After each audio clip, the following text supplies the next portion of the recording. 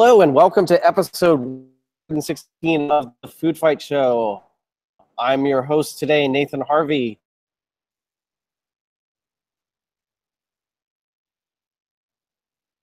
And we're coming to you live with a great episode today.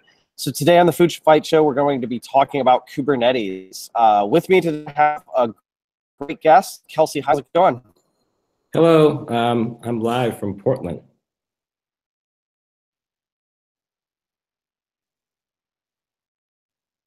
Obviously with connectivity issues, so I can't hear you. And I don't know if you can hear me.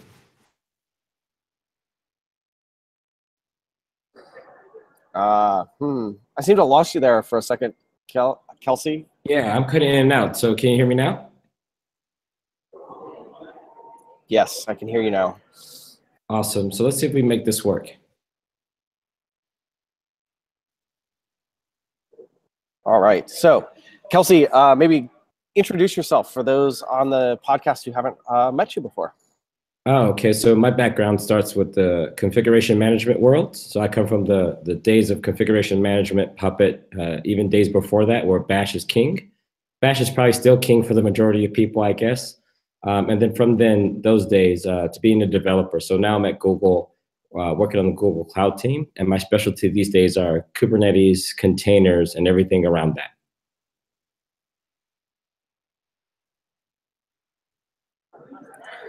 All right, nice.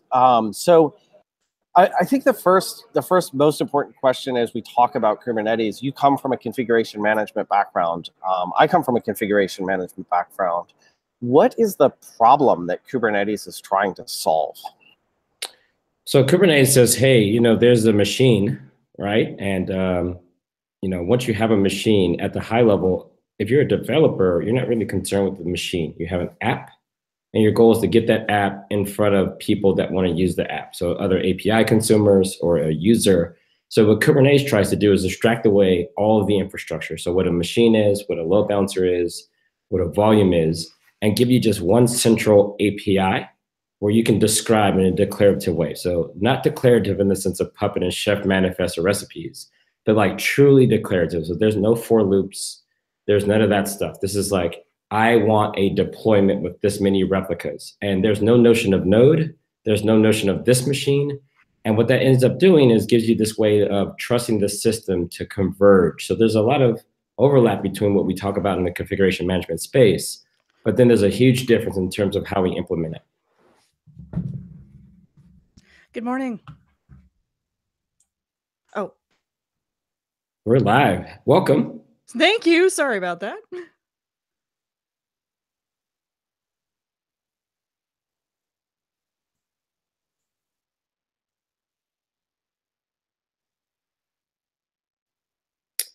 I think we lost Nathan.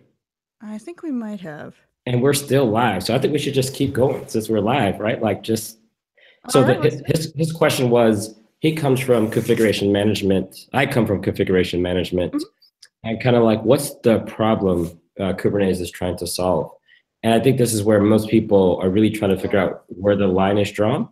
Mm-hmm. And my explanation earlier was just that Kubernetes is really the thing that just sits on top of all the infrastructure and just provides an application-centric API, which is different in many ways in the configuration management world, Puppet, Chef, and Ansible, where they're providing more of a machine-level abstraction on how to configure a machine, not necessarily distribute an application across one or more machines. Gotcha. Cool. Nathan is pinging me right now, so let's just take a pause for a moment and see. Oh, no, he's not. Okay. Nathan, are you back with us? Maybe. Okay, cool. Good to see you. Tell me, am I back? All right. We can hear you. All right, great. I'm going to keep my video off since I'm at a conference, and hopefully that will help with Wi-Fi. So, great. So, Kelsey, I think. Okay. Wi-Fi and technology do not mix. It's true. Let me pull up the show script, and we'll continue. This is why live is awesome. Maybe if we all mute video, it would be less stressful for his connection. That is an excellent point. Let's go ahead and do that.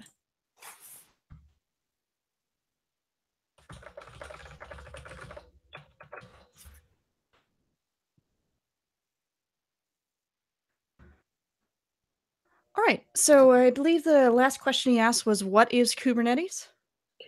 Yeah, so we kind of started to get into the explanation, but Kubernetes is really this new way of thinking about taking one or more machines and giving it one unified API. So that API covers what to do with my containers, deployments, how to configure them, config maps and secrets, and how to expose them, whether that's a load balancer or external service. And it has some other things in there for like run this container as a one-time job. So that would be like our jobs API, or run it every 5 minutes. That would be our cron job object. So it just brings objects to all of these things. So we talk about declarative infrastructure or infrastructure as code. I think Kubernetes kind of goes and says, hey, let's abstract away all the underlying infrastructure. And we do kind of assume that your infrastructure has APIs, which is kind of a new thing for a lot of people. Whereas when Kubernetes is running in, let's say, a cloud provider, then Kubernetes has the ability to automatically create like a volume for storage and attaching it to the application where it belongs. It has the ability to create a load balancer and configure it with all the applications that should be fronted by that load balancer. So then Kubernetes starts to cover more API surface than what you would do in, let's say, configuration management, for example. Got it. That makes sense. Now, I know there's a lot of various components of Kubernetes, things like pods and services. Could you take us very briefly through the major ones that we should know in order to start getting our head around Kubernetes? Yeah, so the pod that you mentioned is the lowest level of compute. So what I mean by that is if the machine, like the virtual machine is what we talk about in virtualization as the lowest level of compute. If you had bare metal, you would probably talk about the operating system with its kernel. And in the Kubernetes world, as we step up from the kernel to the VM, the highest level of compute becomes what we call the pod. And a pod is a collection of one or more containers and anything that those things depend on. So if you imagine you had a logical application, let's say you're writing like a Python app, but you're using something like uWSGI to give it a little bit more performance. So the logical app would then be composed of something like Nginx plus your container and plus a collection of config files. Well, all of those things can be expressed using a pod. Once you have a pod, you can submit that definition. So there's no for loops, there's no DSL. It's just YAML or JSON, and you give it to the Kubernetes API server, and that pod or definition is stored. The next step is the scheduler then chooses what node that pod definition should run on. And once it lands there, it's the node's job to take that declarative statement and say, hey, I'm going to download all of those containers, talk to Kubernetes for the config files, and put them onto the machine in a way that they're isolated using whatever container runtime that you have. And then that last piece of, once it's running, how do I expose it to the world? And that's where services come in. So we have a dedicated object just for describing a service. So a service says things like, find all the containers or all the pods that match this set of labels. So that previous deployment, we could have given it a set of labels like app equals web server. So when we create our service object independently, we don't really need to know what those things are. We don't need to do service discovery and find out what IPs are there because they're subject to change as things move around. All we have to do is say, here's a set of labels, and go find all of those things that are deployed by Kubernetes with these labels, and give me an update of that list even when it changes. And on the other side of that object, you can say what type of service you want. Do I want it to be a load balancer? If you put type equals load balancer, then the rest of the machinery in Kubernetes can go out to your cloud provider or whatever your integration point is and create that load balancer in a way that when people hit that load balancer, the traffic will flow to those pods that you described in your service. Got it. So let's say I want to create a service of type load balancer and I'm using AWS. If I specify that in my config, will that create likely an ELB load balancer? That's exactly right. So for the major cloud providers, more than likely, it's just going to use whatever the default integration you have for your cluster. So you could actually be in AWS and choose that your load balancer should be something else. And you can totally do that, especially if you're using what we call ingress. So ingress is a way of thinking about configuring a L7 load balancer. So some people would say, Well, instead of the ELB, I would rather use Nginx or HA proxy. Got it. That makes sense. So it sounds like it's pretty customizable, which I could see being useful for if you need to move between clouds. You can take that same level of abstraction wherever you go. Exactly. And I think that's why it's taken off so well so far. Got it. That makes a lot of sense. So another thing I know about Kubernetes is there's a ton of tools in the ecosystem. There's Helm. There's it seems like a new Kubernetes related tool sprouts up every week. So what are the major tools in the ecosystem that you use or that you see a lot of other people using? So I think it's important for your listeners to understand the problem that those tools are trying to solve and why we see so many. So Kubernetes, kind of like Linux, presents this API and says, hey, I know how to run applications as pods, and I know how to expose them as services through load balancers of your choice. I know how to manage things like configuration files. I have all of these independent objects that let you kind of describe how you want things to work. And for the most part, even when you describe them independently, Kubernetes resolves things in a kind of the right order. So if you create a pod before the configuration file, then Kubernetes will actually wait until the configuration object is created before it deploys it. If you create the service before the pod, well, unfortunately, the load balancer will be created and it will point to nothing. But as soon as the pod does come online, it will then start to send traffic to those pods. So it's great that Kubernetes presents this API. But one thing Kubernetes doesn't do, it doesn't give you a well-opinionated workflow. It doesn't tell you how to create all of those objects at the same time or in the same file. It doesn't present a way to override some of the defaults. So that's where people say, hey, okay, Kubernetes provides this API for what we call low-level components. Then we start to get into, well, what should my workflow be? Should I describe all of this stuff in one file? Should I use a templating engine?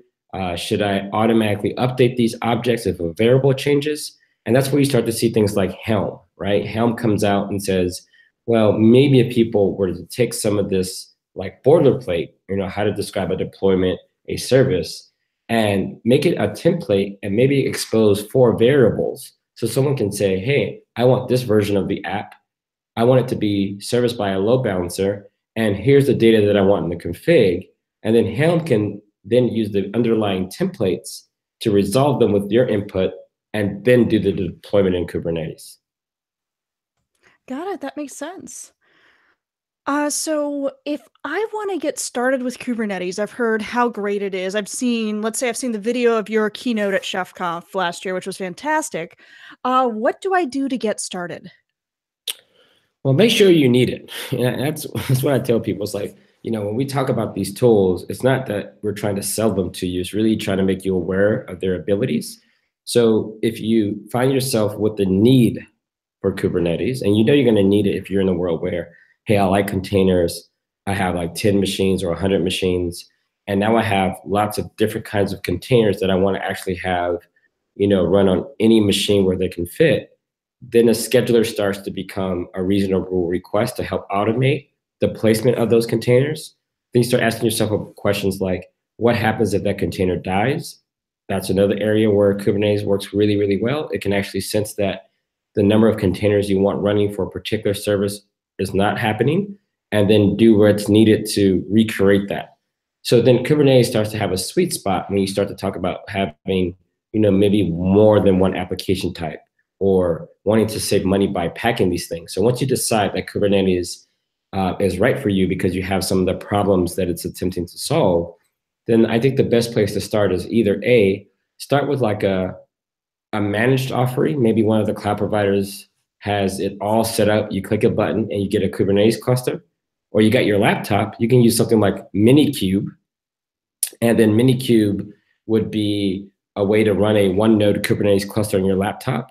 And then you can actually get exposure to the Kubernetes API and start to test out how all these objects work and fit together. And then when you think you want to get into production, then you got to understand that there's a big difference between using Kubernetes and managing an entire Kubernetes cluster. And I think that's where people need to start looking at some detailed resources. Like I have a guide called Kubernetes the Hard Way that walks you through step by step building a Kubernetes cluster from scratch. And at the end, you end up with a Kubernetes API. And that's where you need to shift towards, all right, now that I have a Kubernetes API, how would I use its components to deploy my app? That makes a lot of sense. Now, I want to talk a little bit about containers, partly because I'm going to preface this with I think it was DevOps Day Chicago, and Jeff Smith was giving a talk that had nothing to do with Docker, but every 10 minutes or so in the talk, he would have a slide that just said Docker, saying, "This is just to make sure I get your attention." So I know we often associate containers with Docker or Kubernetes with Docker, but does Kubernetes only work with the Docker container format, or does it work with other container formats as well?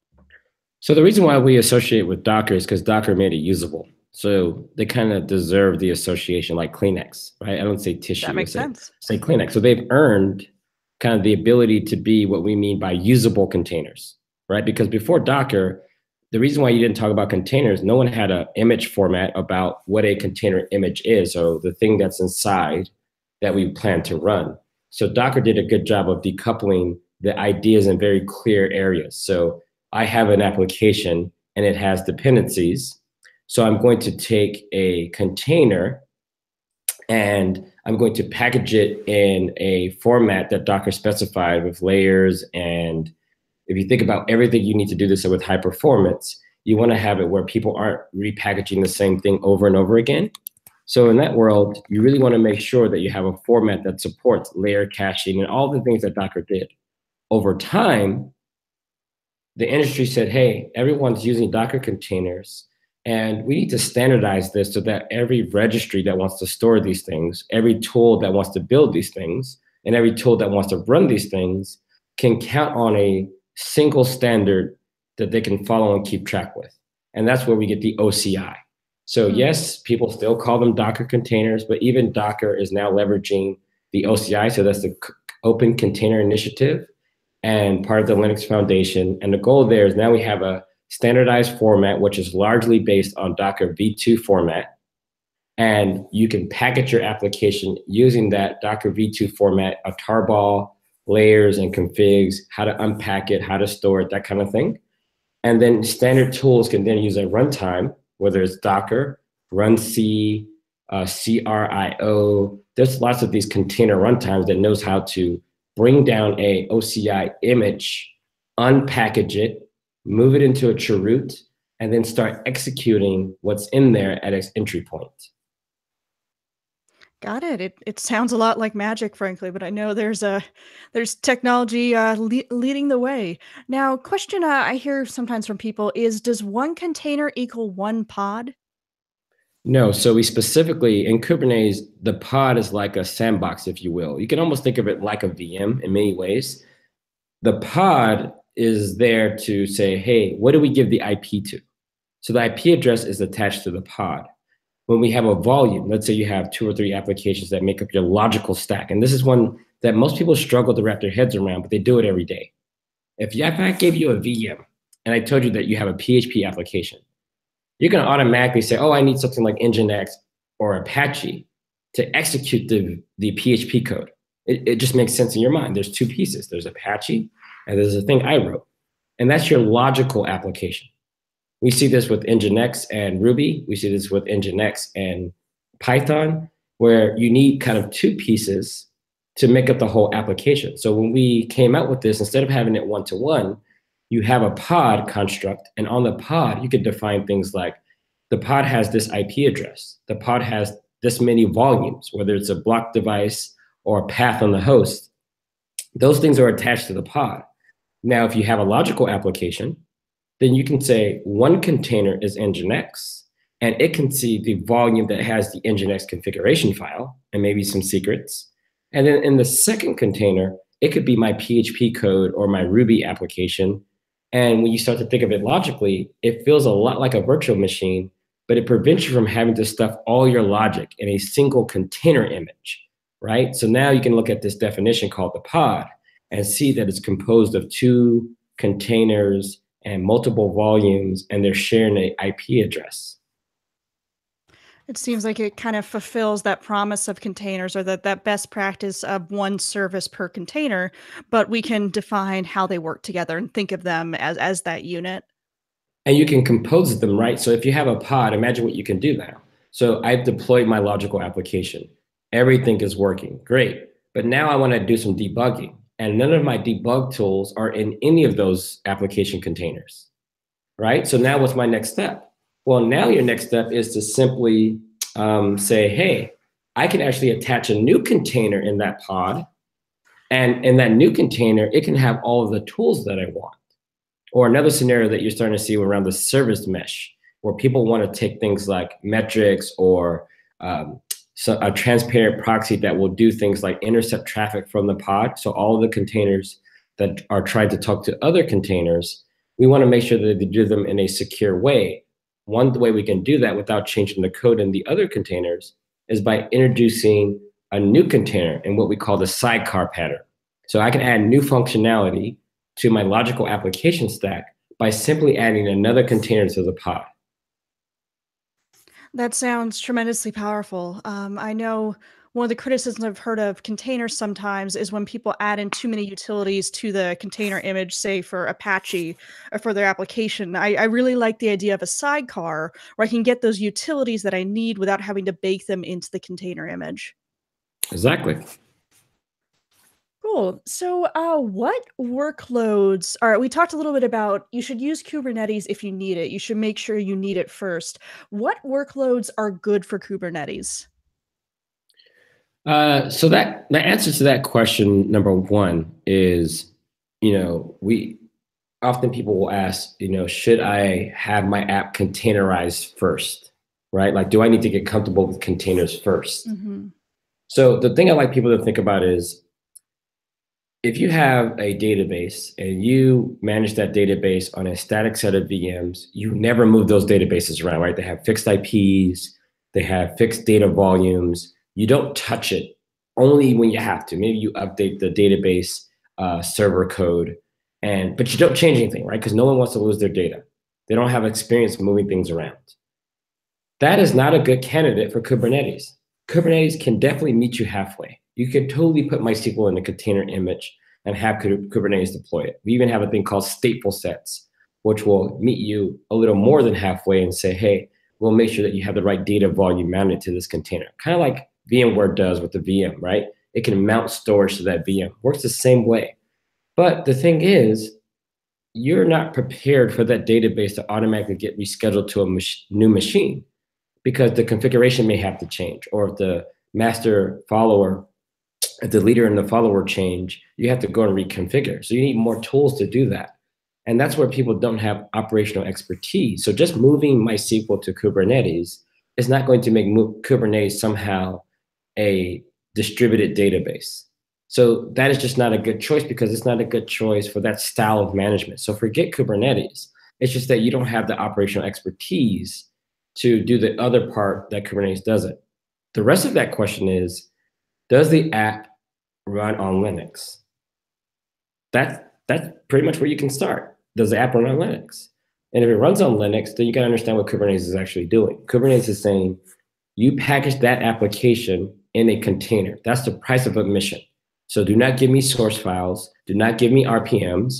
You have to bake all of that stuff in a ready to execute container image, which is effectively a tarball. So once you have an image, then Kubernetes can pull that image. And the only thing that's really different from what you do in a virtual machine running Linux and Kubernetes, which will eventually extract your container image onto a virtual machine running Linux, is some of the container features, such as restrictions on the underlying file system. So your app no longer is necessarily running as root with access to the entire server. And that's where people fall down and say, oh my God, I didn't know my app needed access to parts of the host that Kubernetes is restricting by default, right? And I say default here because you can totally tell Kubernetes to loosen some of its restrictions on how it deploys your app on that same VM that you're used to. Got it. That makes some sense. I know there's sometimes some controversy about whether we should give a container privileged access or not. It sounds like Kubernetes doesn't quite take a stand one way or the other, but it does allow you to do both, whichever works best for your workflow.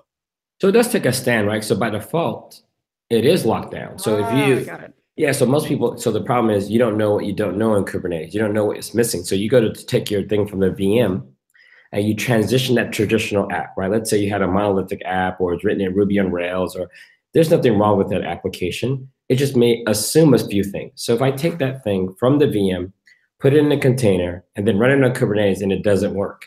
Well, why doesn't it work? Well, it's not running as privileged as the way you started it using your init system on a VM. So Kubernetes by default has this opinion that things should not run privileged, probably not at all. But here's the thing, if you need to, in that same YAML file, you can say privilege equals true. And then Kubernetes will walk back on those restrictions and let you be privileged. Got it. That makes sense. Sometimes when I've gone to customer on-sites, I've encountered people who say, I want to move all of my application into containers immediately. But what if, let's say, I have a primary business app and I want to introduce some operational experience with Kubernetes, but I don't necessarily want to put the entire thing in containers and Kubernetes just right, the entire parts that are appropriate for containers, of course.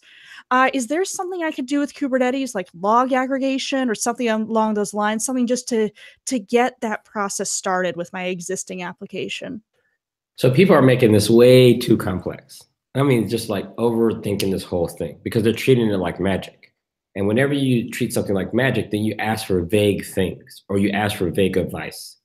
So let's just make a scenario like this. I have 100 machines. None of them are running Kubernetes. So the way I deploy my app onto those 100 machines, I take my scripts or Puppet or Chef, and I say, hey, Chef, run this application on this machine. Done. Easy. Chef is the tool that I'm using to get my application bits in place. Chef is also the tool I'm using to tell the init system to start my application and keep it running. You get it. Very straightforward. Then you say, hey, this Kubernetes thing looks cool. One thing I can't do easily with Chef, and it's not Chef's fault, it's RPM's fault, or it's the underlying OS. The underlying OS doesn't really have an easy way to have multiple versions of the same application run on the same server. It has nothing to do with Chef. This is about the OS and RPM. So you could do weird stuff like use virtual env or RVM. And you get into this world where you're starting to do some weird stuff. So you're basically creating your own kind of hand roll container. And you say, you know what, Kubernetes does a much better job of compartmentalizing my application, right? So that's the goal. So now I have a problem. So I'm going to take 10 of those machines in the same network. They can all talk to each other, but I want to bring in Kubernetes to manage the application. I can still use Chef on those machines to manage SSH, NTP configs, SSH keys. Like Chef still has value. But what we're going to say here is on those 10 machines, we're going to take a different approach of deploying the same applications we were doing on the other machines, but using the Kubernetes API this time. So now we have 90 running the way we are used to, and 10 of them are running with this new Kubernetes API. So now if I want to run in Kubernetes, I got to switch my tools up just a little bit. Same VMs, but a different tool. All right, I got to take that machine and I got to take that application and I got to put it in a container image. So RPM is not enough. I got to put it in a container. So now it's in a container. That traditional app is now in a container. How do you build a container?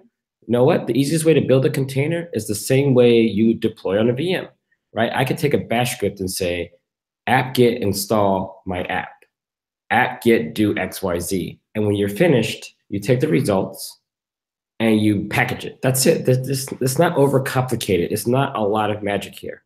So once you have the application in this tarball, that's what it is. It's a tarball that has metadata so that we can find it.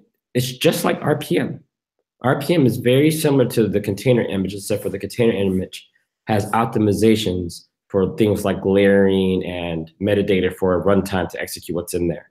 So now that you have the container image, all you're doing now is saying Kubernetes on those 10 machines, I want you to run this container across the subset of machines that you're managing. And then once they're running, those same applications can talk to the other 90 machines. They're just IPs. It's just Linux. They're making the same system calls. So I think people are just thinking that there's a whole shift in Unix and computing that's happening. We're just really talking about a tool that takes a different approach to managing containers on top of computers. That makes a lot of sense. And when you put it that way, it definitely sounds a lot less complicated than I think it often seems like when you're looking at a new technology. I want to take a moment to talk a little bit about the use of Kubernetes from the perspective of a developer. Let's say I'm an application developer. Let's say I do Ruby on Rails or Node.js code. I develop that on my laptop, and my work generally ends when I commit that to GitHub. So, how do I, as the developer, spin up Kubernetes, all the related tooling, and test my app ideally locally? Or is it possible to do that locally? All right, so this is where I'm gonna switch the analogy around on you, and you're gonna answer the question for me. All right. So I'm a developer, and I know my company uses VMware, and they have hypervisors, and those hypervisors can run VMs. How do I test a hypervisor local on my laptop? That is a good question. I'm actually not sure. You don't, because it doesn't make that- any sense. Why would you put VMware on your laptop? You don't need the EXXI hypervisor on your laptop to test your app. It has nothing to do with your app. Heroku running on your laptop has nothing to do with your app. Azure, Google Compute Engine, Amazon, EC2 does not need to run on your laptop for you to write a Node.js app. So some people think Kubernetes has to run on your laptop for you to write a Node.js app. It has nothing to do with it. If I tell you you have an app on your laptop, the way you test it is how you test it now. You start the app, maybe you send some test data to it, you get a response. It works the way you think. You have some unit tests, great. So at this point, the source code does what you intend it to do. Yes, as a developer, that can be where you stop. Now, when you check it in, this is where this whole CI/CD comes in. As a developer, the contract is, I have this app plus its dependencies. So in the container world, what we're saying is we're going to close the loop on this dependency chain. In the config management world, we had it split.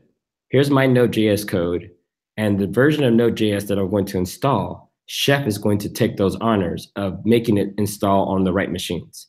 And then you have a mismatch, and the developer's like, you have the wrong version of Node.js.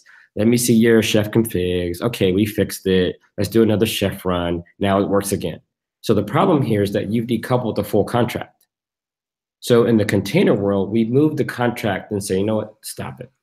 Put Node.js runtime that you need for this version of your app in the same container, and we're going to do a build. So the first step in your CI/CD flow is, make sure you run the unit test for Node.js. The second step is you're going to take a Docker file that says, as a developer, I want version, 8 of Node.js. And then here's my software. Here's the source code that I've written. I'm not going to put any config in there because that doesn't make sense.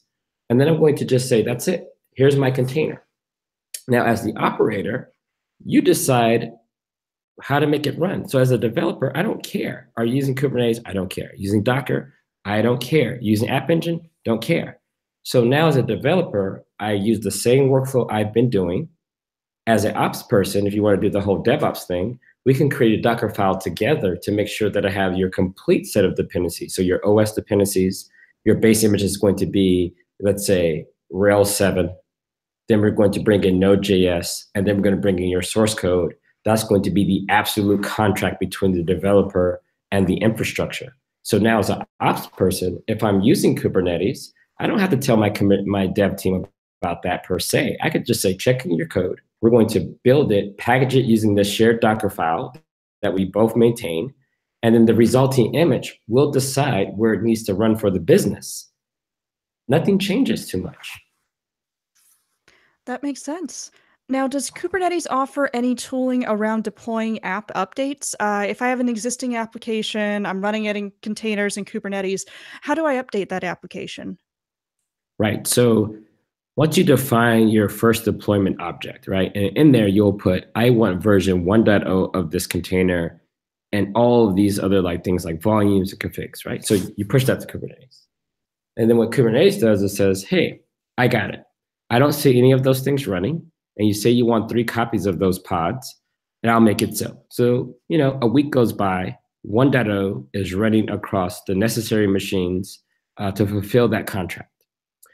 Now, as a developer, you make a change and you build a new Docker image or container image, and you label it 1.1. Okay, so there's a new image in a registry somewhere called at 1.1. So in order to automate things in Kubernetes, well, what's built into the deployment object? So deployments create pods, right? So usually you don't create a pod directly as a developer. Usually you create a deployment object that has a pod template. So that way the deployment object can automate the process of doing the initial deployment of the 3 pods that you want. You know what I mean? So you don't have to do 3 pods yourself. So if you ever update that deployment descriptor to say, hey, I know you have one v1 deployed right now. I want to change that string to version 1.1, and I save it back into the Kubernetes API. By default, that will trigger what we call a rolling update. And you can choose how fast that update happens. You could say, bring the existing 3 containers down and replace it with a new set. You could say, only do 1 at a time. Or you could say, always add an extra one before you kill an existing one. So Kubernetes has that logic built in because we know from years of doing this, that's just the pattern that most people subscribe to. That makes a lot of sense. And let's say I'm doing when I deploy it, I want to deploy, or when I update my application, I want to update one container at a time, do kind of a rollout. Does Kubernetes have any way for me to roll back if something goes wrong with my deployment? Yep, absolutely. So that same deployment flow that I talked about, Kubernetes does a really good job, since it's all declarative, of saying, I know everything about all of the former deployments. So it keeps what we call a rollout history. It's actually built into the Kubernetes API. So what happens with the rollout history, as we're transitioning to a new version of your app, because the minute you change one spec item, that results in a brand new config, and we checksum it. So that will generate a new config internally in the system that it will link to say, okay, this is your new desired state, but we keep the old one around. So let's say you go to deploy the new application and it doesn't work. Maybe let's say the new app is not healthy, or the image doesn't even exist. You have a typo. Well, Kubernetes will pause the deployment. It will just stop because it can't honor the contract of 1 at a time, because one of them won't come up. So it has to leave the old one around and the new one. At that point, you can decide that, hey, there's a command actually.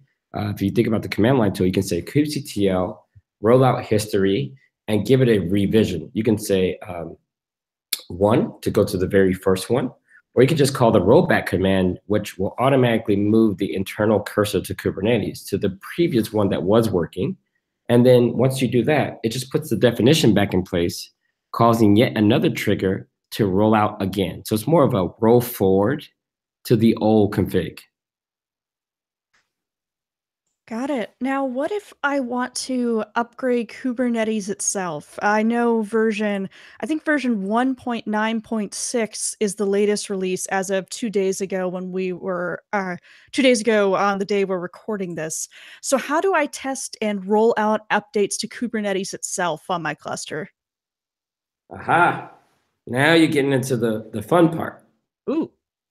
So this is where you got to be smart. This is why I said that you got to make sure you understand the difference between managing a Kubernetes cluster and using a Kubernetes cluster. I work at a cloud provider, right? I work at Google Cloud. We can update our hypervisors and all the underlying cloud infrastructure, and you as the user, you don't expect to need to know when we do that, right? It's like, why are you telling me that you're updating your hypervisors? That is not my problem. I'm using your virtual machines. I'm not using your hypervisors directly. So if you're a Kubernetes administrator, you present a Kubernetes API to your developer population. And let's say you have those 10 machines in your Kubernetes cluster. So I'm going to walk through the upgrade approach step by step so people can understand. I'm going to do the short version of it. The short version is Kubernetes stores all of its data in etcd, right? Everything about your desired state is in etcd. Now, let's say you're on etcd version 3, and you're on Kubernetes version 1.9, and your goal is to go to etcd 4 and you want to go to Kubernetes 1.10. So the thing is, you don't want to do this in a way that brings everything down, right? Like that's not how you want to do this. So one approach is, let's update etcd first. Now, what we got to do is make sure that we test this setup in a way that we know that 1.9 works with etcd 4.0. So one way to do that is not in production. Okay, that's just Ops 101. Don't do that in production, probably. Not a good idea. Or have multiple clusters in production where you can actually try this and see what happens. So you update etcd to the new version. All your data looks good. The Kubernetes API server is now working. In etcd, you can actually update one node at a time. So etcd normally runs in like a 3 to 5 node cluster. So you can update one node at a time in etcd, and ideally not lose the ability to read and write data. All right, so you've done this nice rollout of etcd. You're at 4.0. Everything else is working. Great. The next step is you want to update the control plane. So this would be the Kubernetes API server. That's the thing all the agents running on your VMs talk to figure out what they should be running or doing.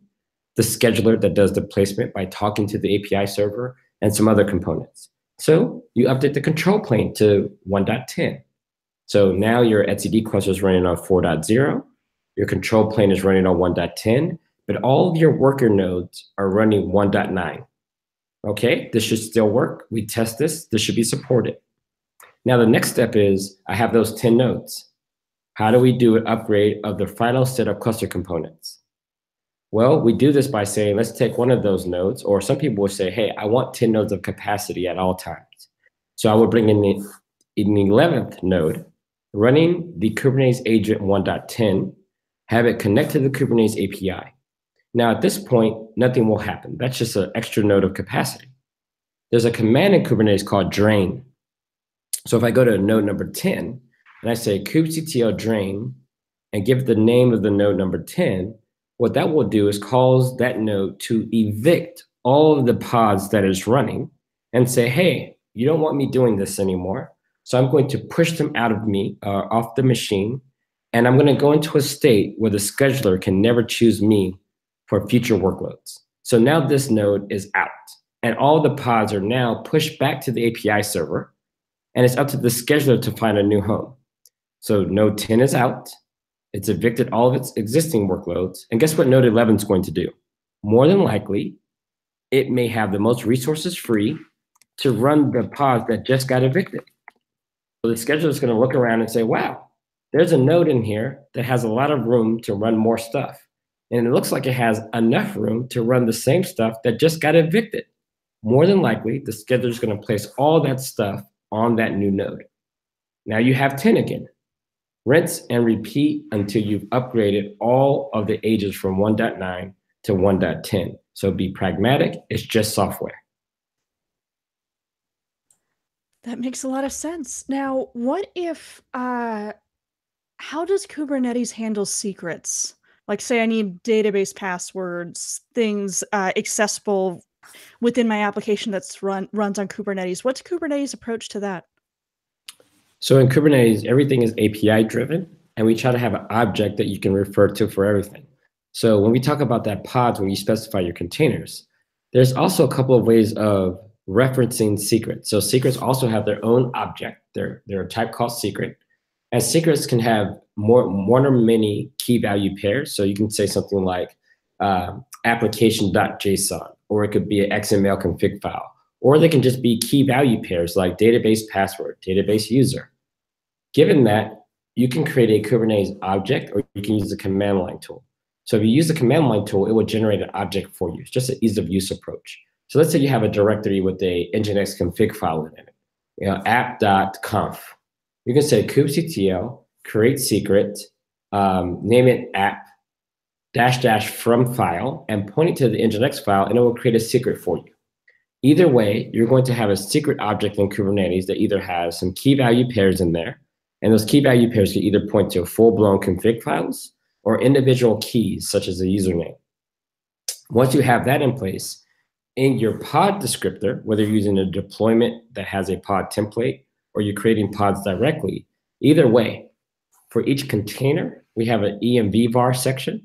So you can say, I want an environment variable that's populated by this secret by name. So I want the value of the database password environment variable to reference a secret called app with the key called database password.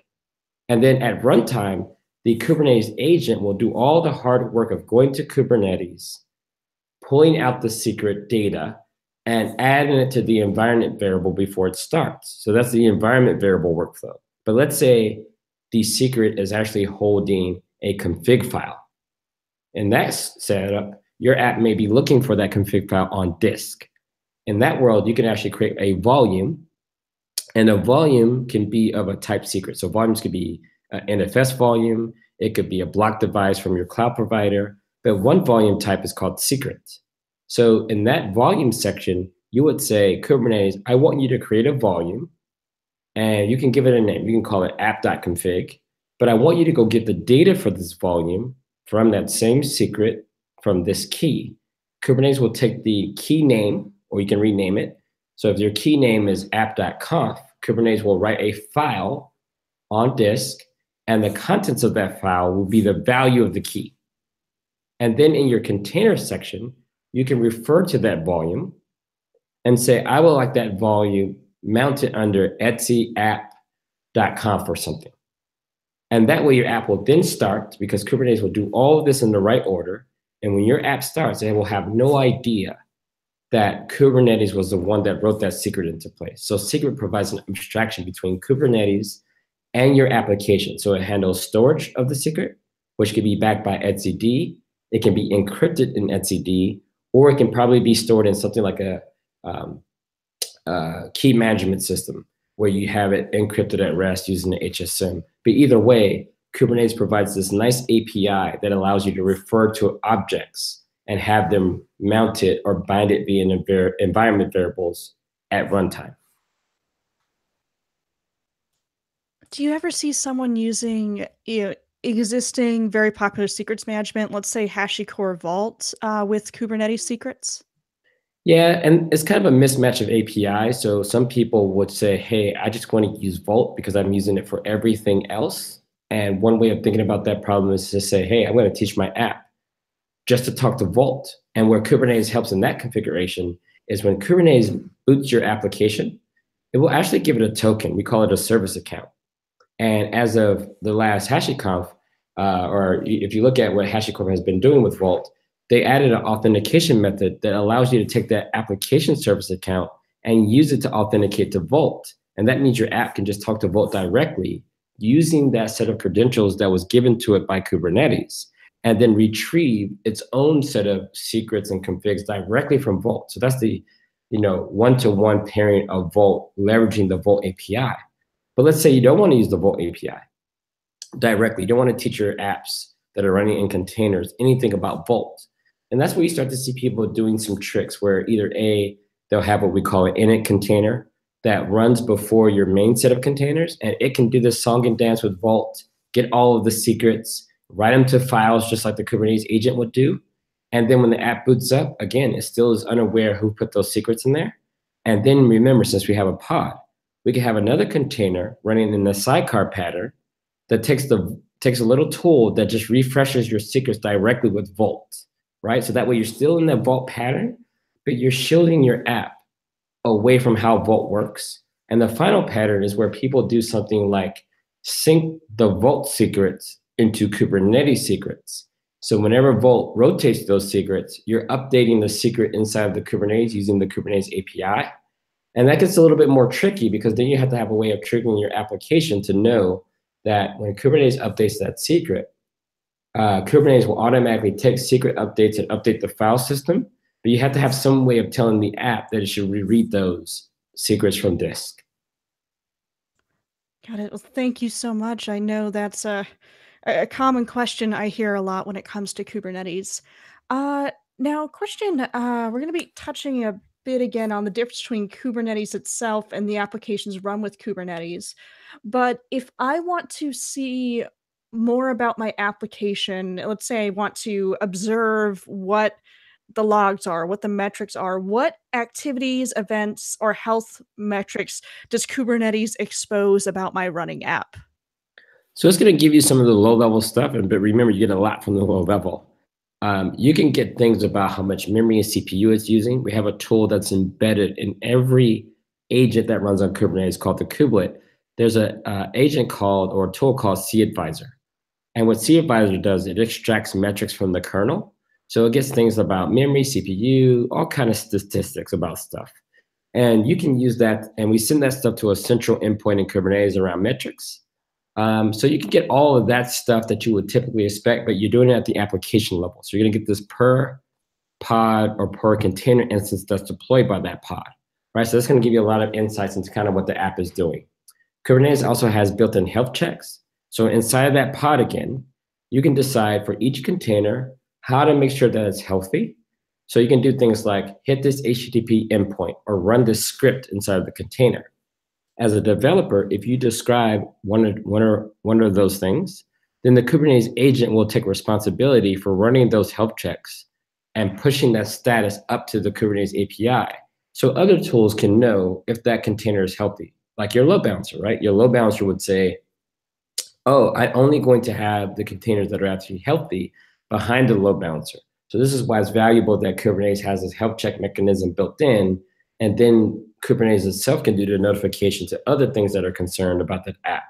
So that's where that comes in. But if you want more visibility, then people typically pair Kubernetes with something like Prometheus, for example. And tools like Prometheus now know how to scrape a custom endpoint, like something like /metrics. So if all your applications are exposing, let's say, a Prometheus endpoint where these metrics live, so this would be like custom metrics, you can deploy Prometheus inside of Kubernetes. But what's really nice is that Prometheus actually knows how to use Kubernetes API to go find all of those containers that belong to a certain application type. Just like we talk about load balancing with labels, Prometheus now has a section in its config where you can say, my apps are running in Kubernetes. I want you to go to Kubernetes, find the apps using this setup, and then just scrape this endpoint from all of those containers that you find. And then that automates the process of configuring Prometheus on which applications it should go out and scrape for metrics. Got it. Well, now we are approaching the end of our hour, but there's one more question I want to ask you related to the last question, is what activities, events, or health metrics does Kubernetes expose about itself, the Kubernetes software itself and your own cluster? So by default, everything in Kubernetes has, or most of it, all the components usually produce events. So whenever you schedule a container, the scheduler will say, hey, I added this container to this particular node, and you'll get a big event object. So it's a structured event. It tells you all about when it happened, which component did it, whether it was successful or failed. Once that container is placed on the node, the kubelet, the agent, will also have a series of events. It'll do things like, hey, I'm pulling this container image. So when it comes to troubleshooting, let's say you have a typo in your pod manifest because you put in the wrong container image that doesn't exist. You'll see in the event system that the kubelet tried to pull a container image and is actually not there. And that's where you can start to do some troubleshooting. It's like, oh, someone typed the wrong container image in. So let's go back to the deployment, fix the typo, save it again, and then let's see if everything rolls out correctly. Kubernetes also have its own health points. So Kubernetes already has a /metrics for Prometheus. So you can use Prometheus to monitor the Kubernetes components. That's the Kubernetes agent, the API server, the scheduler, and the thing we call the controller manager that's like responsible for doing all this integration with things like load balancers and volumes. So Kubernetes exposes all of these metrics, events, and we also have an audit log. And the audit log lets you track who's using the API and how. So these are all the mechanisms in which Kubernetes exposes events, who's using the system and how, and metrics about how we're performing. How fast is the scheduler actually scheduling things? How much memory is actually being used across all the components? So all that data is just built into Kubernetes. And most people deploy their Kubernetes clusters where all the logs from each component is streamed to a centralized thing like Logstash. Got it. Well, Kelsey Hightower, it has been an absolute joy to speak to you today. Thank you so much for coming on the show. As we close, something we always do is we pick out one or two what we call picks. This can be a technical thing, it can be a non-technical thing, just something that's been useful to you or brought you joy in the past week or longer than that, I suppose. And unfortunately, Nathan Harvey is on conference Wi-Fi and had to drop partway through the show. So we'll ask him for his picks later, but I'll go ahead and start with mine. And my technical one, since we're talking about Kubernetes this episode, one of my absolute favorite things is the Children's Illustrated Guide to Kubernetes, which comes from the company Deis, which was acquired by Microsoft a little while ago. And it's just this beautifully illustrated explanation of the Kubernetes concepts, how they work together from the perspective of Pippi, which is intrepid little PHP app, and her journey to Kubernetes. My other pick, I'm located in Seattle, Washington, and Hamilton the musical just came through us. I had the great privilege of seeing it. It really is as good as people say it is. It is an incredibly wonderful intellectual and emotional exploration of America's founding, and goes through how the founding fathers, they disagreed heartily, but were still able to unite in a way that gave this nation the United States its very strong foundation. So I highly recommend anyone who has the opportunity to see it, please do. Kelsey, what about your picks? I would say on the technology front, I would say things like the Google Assistant. So I've been using the Google Assistant quite a bit. And what Google Assistant is, it's a way to do things like natural language processing, whether that's via voice or text, and turn those into mappings between actions. So I can say, okay, Google, deploy a Kubernetes cluster, or okay, Google, play a favorite song for me. But using that particular technology has had me rethink interfaces, especially operational tools, right? Most operation tools rely on thousands of flags or thousands of config options before you can do anything useful. So one thing that I like about on the technology side is being able to use your voice. You start to think about new interfaces of how people should go about interacting with complex infrastructure tools. So that's been helping me kind of learn how to think about infrastructure and maybe how we should be building tools with better UX in mind and not leaning on our old habits of being able just to add another flag in there. So that's been really useful for me, part of my keynotes, part of my demos, and now part of my new way of thinking about interacting with complex technology. And I would say on the outside is, I think I've been trying to inspire people by being kind in a way that produces actions, like saying thank you to people or realizing that they've done a lot, no matter how people judge what they've done or what skill they've done it at. So I found this kind of thing of like, hey, on Twitter, I can mix it up a little bit and talk about how to be kind or how to do some of these things that makes us human and just being okay with that. And that has gone a long way. So whenever I'm meeting people, I don't look at their title. I don't check for who they are. And you just treat them like the most important person in the world. And that's been really, really helpful for me. It's just easier to live life when you're happy and you treat people kindly because other people may respond well to that, and it just makes the whole situation better. All right. Well, thank you again so much for joining us today. This was a great episode. Before we close, I want to quickly announce that nominations are open for the Awesome Community Chef Awards at ChefConf. If you found someone who's helped you with Chef, Habitat, and/or Inspec and would like to nominate them for this award, head on over to blog.chef.io/2018/03/23. Awesome Community Chef Nominations 2018, and we will go ahead and post that URL in the show notes. Well, thank you again, everyone, for joining us live or for joining us whenever you listen to this episode. Have a wonderful rest of your week and keep it hot.